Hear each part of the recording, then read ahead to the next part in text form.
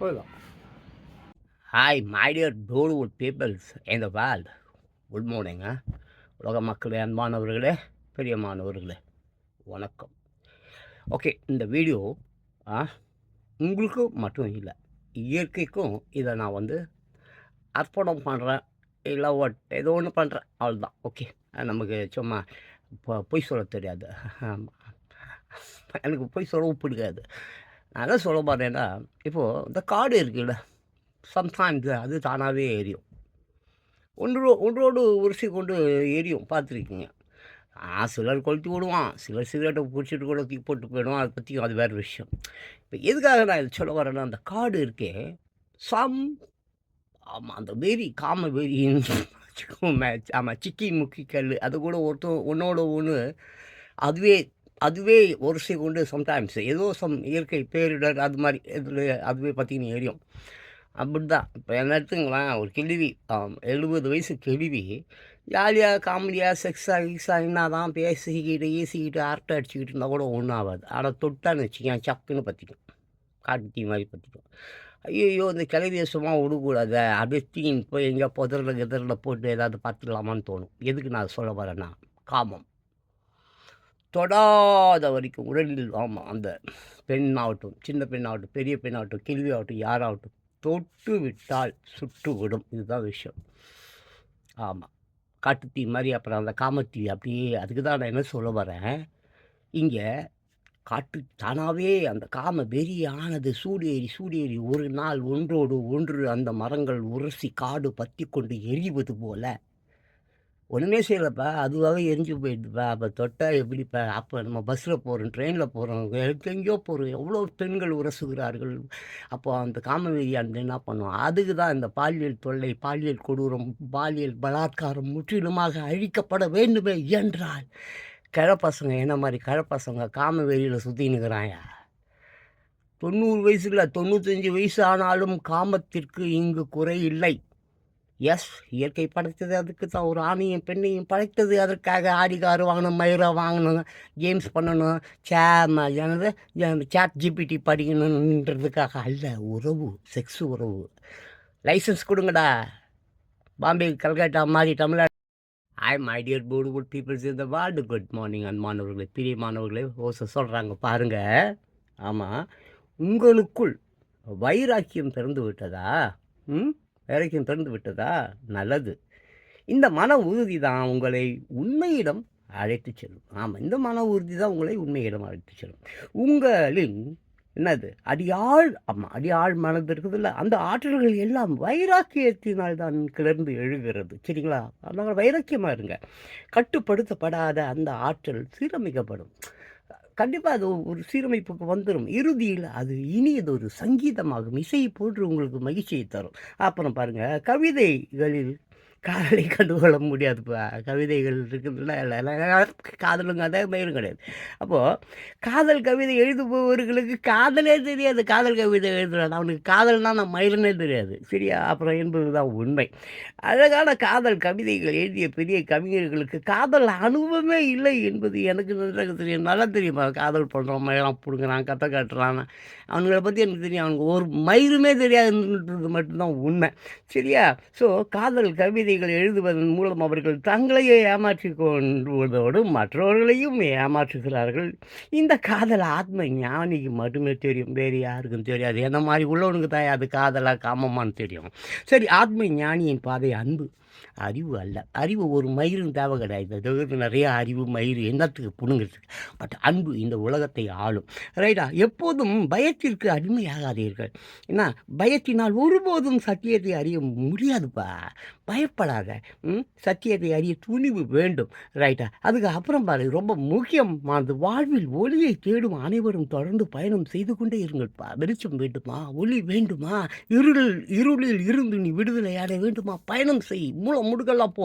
John Bosco India பூரா கால்நடையாக சுற்றியிருக்கேன். திருட்டு train தான். ஆமாம், ரயிலே எனது உறவு. சரி, அதை விட்டுரு. அப்போது மனம் தளர்ந்து போகாமல், ஆனால் தாகம் கொண்ட பயணி தவறாமல் நீருற்றை அடைந்தே தீருவான். கரெக்ட்டா? அப்படிப்பட்ட பயணிகளுக்கு தாகம் ஏற்படுவதற்கு முன்பே அவர்களுக்கான தண்ணீர் அங்கே காத்திருக்கிறது.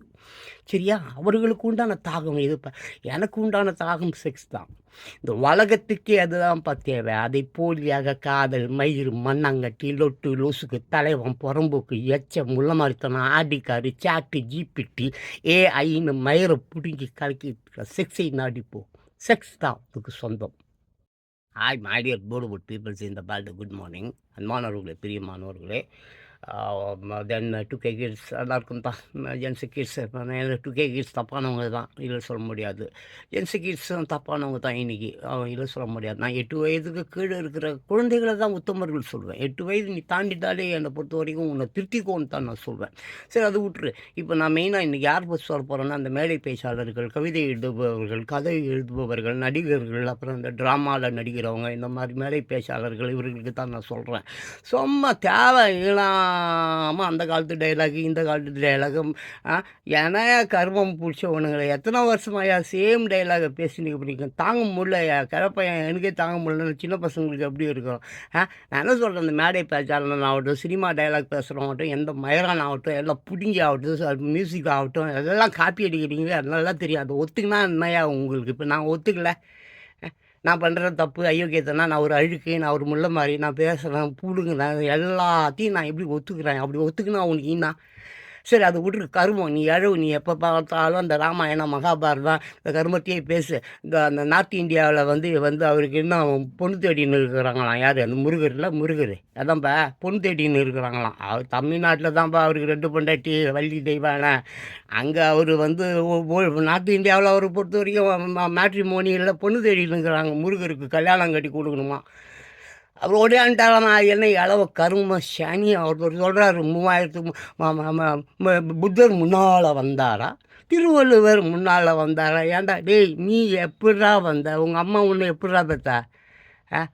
அந்த அந்த அந்த வலிக்கும் போது உங்கள் அம்மாக்கிட்ட கேட்டியா, ஏம்மா நான் பிறக்கும்போது உனக்கு வயிறு வலிச்சுதா, வலிக்கலையா? உன்னை ஆப்ரேஷன் பண்ணி எடுத்தாங்களா? என்னை நீ எப்படி படிக்க வச்ச? ஏம்மா நீ ஒரு மேடை பேச்சாளி, ஏன் எவனையை பற்றி பேசுகிற? அவனை பற்றி ராமாயணத்தை பற்றி பேசுகிற, ராவணனை பற்றி பேசுகிற, சீதையை பற்றி பேசுகிற. உன் பொண்ணு காலங்காத்தாலே எவ்வளோ ஓடிச்சு, அதை ஏமா மேடையில் சொல்ல மாட்டேற? ஏம்மா நான் தண்ணி அடிச்சுட்டு ராத்திரி பூரா வீட்டில் வாந்தி எடுத்துன்னு இருந்தேன்னா அதையாம்மா நீ மேடையில் பேச மாட்டேன்? எவனையோ உதாரணம் காட்டுறிய. பெத்த பிள்ளைங்க, பிள்ளைங்க நேற்று ராத்திரி அம்மா, அப்புறம் இன்றைக்கி நான் போய் சும்மா அப்பா கடையில் படுத்துருக்கேன். இதையெல்லாம் மேடையில் பேச மாட்டியா? இதெல்லாம் சினிமாவில் டைலாக பேச மாட்டியா? அதை கர்மம் பிடிச்சிருங்களா? எவனையோ பற்றி பேசுகிறீடா. உன் பிள்ளைங்களை பற்றி மேடையில் பேசுகிறாடே, மேடை பேசாரன்னு கர்மம் சகிக்க முடியல. My dear board peoples, world peoples, good morning. உலக மக்கள், அன்பானவர்கள், பிரியமான குட் மார்னிங். ஒரு அற்புதமான ஜின் கதை பாருங்கள், ஸ்கிப் பண்ணாதீங்க. அதாவது ஒரு ஒரு கொல்லனுடைய கதை. கொல்லன்னா தெரியல, இரும்பு பற்றாது. அப்போ ஒரு ஒரு ஜென் சொல்கிறார். யார்கிட்ட சொல்கிறார்? ஒரு சீடன்கிட்ட சொல்கிறார். மத ஏடுகளில் சொல்லப்பட்டு உள்ளதை எல்லாம் அப்படியே உண்மை என்று ஏற்றுக்கொள்ளக்கூடாது. எப்படி மத ஏடுகளில் சொல்லப்பட்டிருக்கிறதெல்லாம் உண்மை என்று ஏற்றுக்கொள்ளக்கூடாதாம். அதை ஆமாம், அப்படியே உண்மை என்று ஏற்றுக்கொள்ளக்கூடாது. அந்த உண்மை மூலம் அவர்கள் வேறொரு உண்மையை சொல்ல வருகிறார்கள். அந்த மத ஏடுகளில் இருக்கிற அந்த உண்மை மூலம் வேற ஒரு விஷயத்தை அவங்க சொல்ல வராங்க. சரிங்களா? வருகிறார்கள் என்பதை புரிந்து கொள்ள வேண்டும். இல்லாவிட்டால் விளைவு விபரீதம் ஆகிடும். அப்படியே உண்மைன்னு எடுத்துக்காதீங்க. அது வேற ஒரு கதையை சொல்ல போகுது. அதுக்கு அவன் சீட்டை கேட்கலாம், அறையோ விளக்கமாக சொல் அப்படின்றான். ஒரு கதை சொல்கிறேன், அந்த கதை மூலம் புரிந்து கொள் என்று கூறிவிட்டு கதையை தொடங்குறேன். சரி, உனக்கு புரியுற மாதிரி ஒரு கதையை சொல்கிறேன். அந்த கதை என்னன்னு சொன்னால், ஒரு கொல்லன் பற்றை அங்கே ஒரு இளைஞன் வருகிறான். அங்கே வந்துட்டு அந்த கொல்லன் பற்றைக்காரன்கிட்ட ஐயா, எனக்கு ஏதாவது ஒரு வேலை கொடுங்கன்னு கேட்குறான். உனக்கு என்ன வேலை தெரியும்? எனக்கு ஒன்றும் தெரியாது, நீங்கள் சொல்கிற வேலையை செய்கிறேன், சம்பளம் கூட எனக்கு தேவையில்லை அப்படின்ற மாதிரி சொல்கிறான். ஓ அப்படியா, ரைட், ஓகேவா, வேலைக்கு உட்காந்துக்கோன்னு சொல்லி வேலையை கொடுக்குறார். வேலையை அவனுக்கு பெருசாக கற்று கொடுக்கப்படவில்லை. சரின்னு சொல்லிட்டு அப்புறம் என்ன சொல்கிறாரு, அந்த ஒரு இரும்பை காய்ச்சி இரும்பு, அது நல்ல இரும்புன்றது காய்ச்சி தானே, அந்த காய்ச்சி இரும்பை ஒரு இரும்பு கட்டை, இரும்பு அது ஒரு இரும்பு மேலே வச்சு தானே தட்டுவாங்க, அடிப்பாங்க. அது என்னது கடப்பாறை ஆகணுமா, கத்தி ஆகணுமா, அப்படி தட்டினா தானே முடியும். காய்ச்சிய இரும்பு தானே. அப்போது சரி அவர் சொல்கிறாரு, யார் கொல்லன் சொல்கிறாரு, தம்பி நான் வந்து இப்போ இந்த காய்ச்சி இரும்பை இது மேலே வச்சுருக்கிறேன்னா, இப்போது நான் தலையை ஆட்டும் பொழுது நீ சம்மட்டியால் அடி அப்படின்றது. நான் தலையை ஆட்டும்போது நீ சம்மட்டியால் அடி என்கிறார். சரின்னு சொல்லிட்டான் அவனும். அதே மாதிரி அவர் வந்து தலையை அடிச்சான் பாருங்க, தூக்கி அடிச்சான் சம்மட்டியால், தலை ஓஞ்சி போய் குழஞ்சிட்டு போயிட்டான். இதுதான் விஷயம். ஸோ மத ஏடுகளில் சொல்லப்பட்டிருக்கிறது ஒரு அளவுக்கு அது ஏதோ ஒரு கதையை சொல்லப்போகுது, அது அப்படியே ஏற்றுக்கொள்ளக்கூடாது. நான் தலையை ஆட்டுவேன், தலையை அடித்து ஒச்ச மாதிரி தான் கதை, விபரீதங்களை உருவாக்கி விடும். இதுதான் அப்போ இப்படித்தான் மத ஏடுகளில் சொல்லப்பட்டிருக்கிறத நாம் அப்படியே நேரடியாக அர்த்தம் ஏற்றுக்கொள்ளக்கூடாது. மத நூல்கள் பல உண்மைகளை மறைமுகமாக தான் கூறுகின்றன, சரியா? காரணம், ஆழ்ந்த ஈடுபாடு கொண்டவர்களுக்கும் அதை கையாளும் மனப்பக்குவம் உள்ளவர்களுக்கும் மட்டுமே சில உண்மைகள் புரிய வேண்டும். எல்லோருக்கும் புரிந்துவிட்டால் அவற்றின் மகத்துவம் அறியப்படாது இல்லையா என்பதுடன் தவறாகவும் கையாளப்பட்டு விடும். இன்றைக்கி அப்படி தான் மதம் என்கின்ற பேரில் பிச்சை எடுத்துன்னுக்கிறான், ஜாதி என்கின்ற பேரில் கொலை செஞ்சுன்னுக்கிறான். இதெல்லாம் வந்து மாறணும். கனவின் பலன்கள். முத்தமிழ் ரத்னாகரம் திருமுருக கிருபானந்த வாரியார் சுவாமிகள் அவர்களின் கனவின் பலன்கள் தொகுப்பிலிருந்து சில. உலக மக்களே, அன்பானவர்களே, கனவுகளை கற்பனை என்பனர். ஆமாம், கனவுகளை கற்பனை என்பர். அதே மாதிரி கனவுகள் கண்டவுடன் காணாமலும் போயிடும். அதே நேரங்களில் சில கனவுகள், நாம் கண்ட கனவுகள் எங்கேயோ ஒரு இடத்துல வந்து பழிக்கிறது உண்டு. ஆமாம், சம்டைம்ஸ் அது நமக்கே வந்து பழிக்கும். சில நேரங்களில் வந்து கனவுகள் வந்து நமக்கு ஏகப்பட்ட எச்சரிக்கைகளை தருகிறது. அது உணர்ந்தவர்களுக்கு தான் புரியும். சரி, நம்ம அப்படியே நம்ம இந்த புஸ்தகத்துக்குள்ளார போவோம். கிருபானந்த வாரியார்கள் தொகுப்பத்திலேருந்து ஒரு தீபத்தையாவது, தீபம் இருக்குது இல்லைங்களா, தீபம், ஆமாம், தீபம் விளக்குன்னு வச்சுக்கலாம். தீபத்தையாவது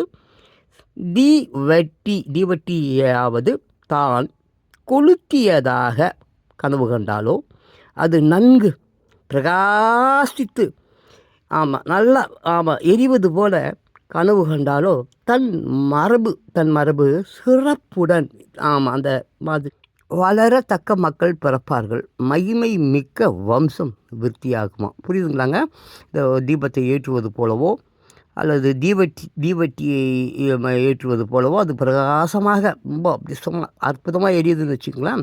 அப்படி எரிவது போல கனவு கண்டால் நல்ல மக்கள் பிறப்பார்களாம். அப்புறம் மகிமை மிக்க வம்சம் வந்து விருத்தி ஆகுமா. ஆமாம், அதுக்கப்புறம் இன்னொன்று போட்டிருக்கு பாருங்கள்.